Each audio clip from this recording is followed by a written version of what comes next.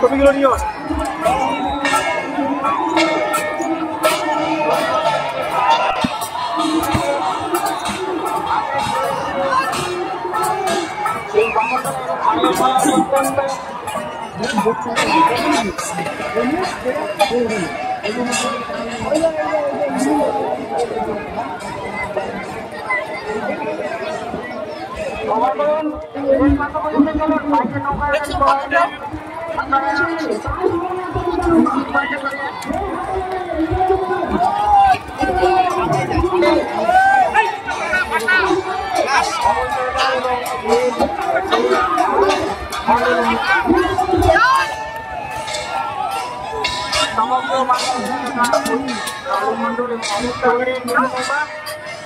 ঐতিহ্যবাহী নৌকা বাইচ প্রতিযোগিতা বামুনগোলা ব্যবসায়ী সমিতি ও বামুনগোলা পুলিশ প্রশাসনের উদ্যোগে বুধবার বিকেলে বামুনগোলা ব্লকের টাঙ্গল নদীর ওপর একদিনের ঐতিহ্যবাহী নৌকা বাইচ প্রতিযোগিতা অনুষ্ঠিত হল।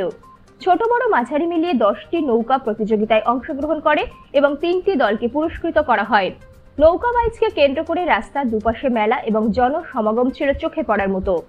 ঐতিহাসিক নৌকা বাইচকে সাফল্যমণ্ডিত করতে বামুনগোলা ব্লক প্রশাসন ও গাজল ব্লক প্রশাসন সহযোগিতার হাত বাড়িয়ে দিয়েছেন।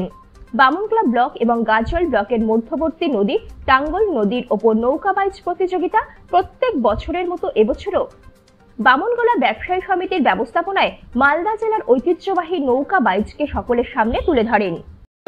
বামুনগোলা ঐতিহ্যবাহী নৌকা বাইচ এটা 49তম নৌকা বাইচ। নৌকা বাইচটা বহুদিনের পুরাতন।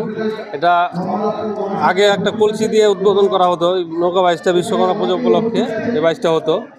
এখন এটা আমরা কিছু সাময়িক অর্থ দিতে পারছি, যে এটা জেলা পরিষদ থেকে মানে মালদা ডিস্ট্রিক্ট থেকে আমাদের একটা অর্থ দিয়েছে, 70,000 টাকা দিয়েছে।